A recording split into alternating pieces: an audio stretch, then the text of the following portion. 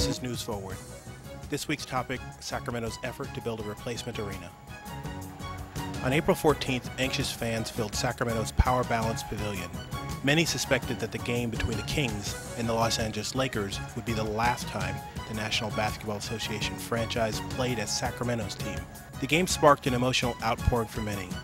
With the city of Anaheim attempting to lure the team away, many saw it as a sad end to the franchise's 26 years in Sacramento's capital. But in the days that followed, led by Mayor Kevin Johnson, himself a former NBA player, Sacramento boosters convinced the league to give Sacramento another year and another chance to present a viable plan to replace the city's aging arena. While many viewed this as an unequivocal win for the city and the mayor, the fundamentals are unchanged. Sacramento still doesn't have an agreed-upon plan to pay for one. Over the next 40 minutes, we'll ask the Kings to take us inside Power Balance Pavilion and show us how the arena, one of the oldest in use, is showing its age. We'll look back at some of the failed arena plans. We'll go to the rail yards where boosters hope to build a replacement arena. And we'll talk to my esteemed panel about whether this time will be any different than previous failed efforts.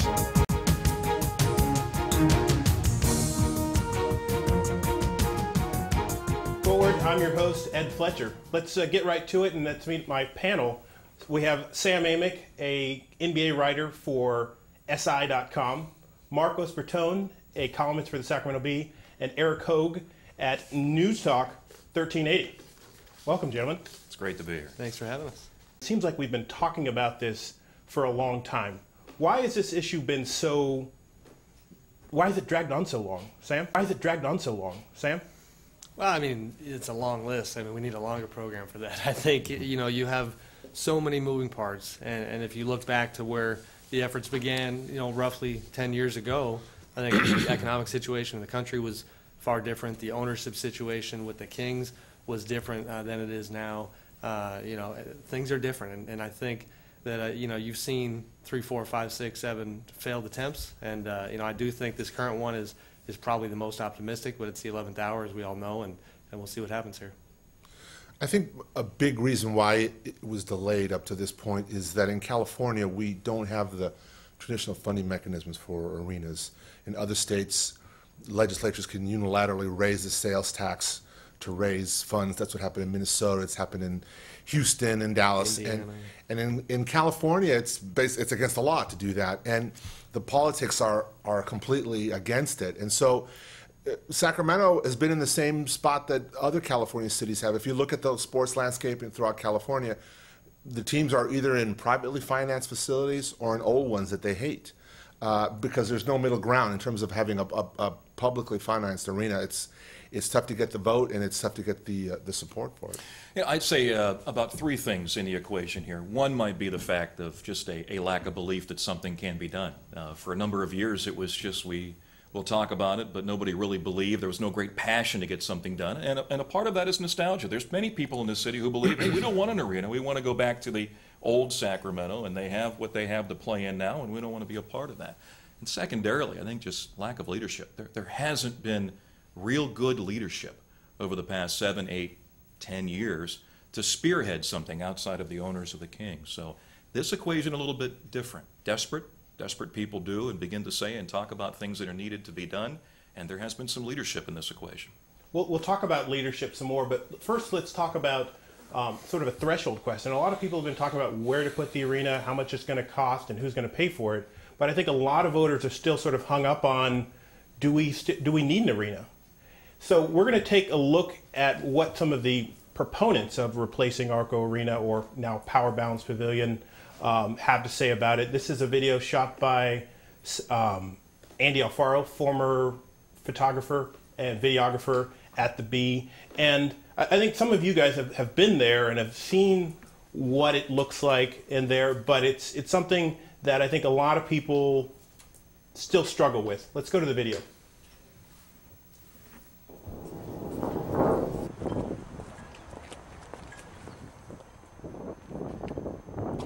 Here we are at one main entrance, and there's 2 or 3 big features I would point out here. It's attractive, it's nicely landscaped, but you really can't see where you're going. It's pretty much solid wall. It's not a lot of glass. And if you look at a new arena, what we would really strongly advocate would be a a lot of glass, and the building is kind of like a lantern. And so when you approach it or you drive by on the freeway or whatever, you know whether there's something going on in the building that night or not. You get the sense of the activity. You see the people circulating within the building. For the people inside the building, they're able to look out. They can see, oh, I'm on the north side. Okay, the river's that way. I know I'm in Sacramento. I can see the downtown skyline. I mean, you couldn't do that here. That's fundamentally different. If you continue the thinking from what I said outside, and you think about what you see from here, this is not what I would consider to be the scale of a big major lobby. It does have glass, it does have windows, you can see the people coming in, but to compare with newer arenas that are built, you would tend to see a larger scale space, probably a multi-story space. In a single main lobby, we're able to concentrate all those activities in a much more dramatic space. Now, all of that contributes to that sense of heightened anticipation and just excitement about the event, and a sense of community. In a way, think of it as kind of the community's living room, where thousands of people all come together as they move in and they assemble on the way out of an event. Keep in mind, we haven't started designing the Sacramento Kings new arena yet, so we're talking in terms of the last 5 buildings built around the country and how they compare to this generation or even in this building. And we would look to make any kind of a space like this to be as multi-purpose as it can be, so that you could potentially get revenue from that space and just increase the utilization of it. We would design the seating very differently. You know, this has probably never been done. At least I've never seen it done like this. You'd never do it again. This building is very labor consuming to convert, and very limiting in how you can even convert. You might have a show load in. Okay, you've got a game, it's Friday night, but we've got a big concert on Saturday. You saw the stages over here. We don't have a dock where you could be loading in underneath or outside, where you could have the first 1 or 2 trucks in and unloaded for the show that's going to start to load in at 2 a.m. when the court is pulled up. So that can be happening at the same time. Right now, that can't happen here. Back to that issue of what can we do to meaningfully improve the fan experience and increase that sense of anticipation. One of our fundamental goals in planning an arena would be to do everything we can to get people to want to come early and stay late, spend the absolute maximum time they can on site. Welcome back. Sam, let me ask you first. You've been to many arenas around the country. How does ARCO sort of compare to other arenas? And then I'll ask the other gentleman to sort of chime in with, does the arena need replacing? It doesn't compare at all. I mean, in my previous job covering the Kings for the B, you know, it afforded me the chance to go around the country and see all other 29 venues. And, you know, Sacramento was very slow to pick up on the fact that ARCO needed replacing. You know, when it was built in '88, it was one of the cheapest facilities at that time, built on the cheap in '88. Fast forward, you know, 20 years, and here we are, more than 20 years. It's not even close, and the arenas that compare in terms of how bad they are just the ones that are far more nostalgic than ARCO Arena. You know, Madison Square Garden in New York, which is currently having a huge renovation. You know, you can almost understand, okay, that's the Garden. It took them a little while to look at, upgrading that. But it's far and away the worst arena in the league, and it's just something where it's black and white at this point. If you want to be part of the NBA picture, and if you want your city to be engaged in part of this, you have to have a new arena. ARCO Arena was built in the last days of the old NBA, before the NBA became this major international entity. And Greg Lukenbill, who built the arena, and I'm always hesitant to knock it because he did an amazing thing to bring the Kings to Sacramento and really not disturb the taxpayers at all, and get the first arena and then the second arena built on a budget. And it is what it is. I mean, he got the team here, and that's the way it penciled, that's the way it worked. The problem was, about a year or two later, the Palace of Auburn Hills in north of Detroit was built. Completely changed the dynamic of NBA arenas, and the world has changed since then. And so ARC Arena became almost obsolete 2 years into its existence. The great thing is that it helped bring the Kings to Sacramento. The unfortunate part was that it was already out of step, 2 years into its lifespan, and we've been trying to figure it out since then. It's as if you get married, you fall in love, and you get married, and you buy your first home. It's a starter home, and that's what it was. I mean, the team arrived, and they built it to start things here in Sacramento. I don't think anybody said then that this is going to be the arena we're going to live in for the next 30, 35 years. So that marriage is down the road, and it's time for the home to pick up a little bit. I mean, some stainless in the kitchen would be nice versus just the old tile that's been chipping away. That's the arena side. When you're talking about the basketball team or the business of basketball, it's outdated compared to the rest of the arenas in the league.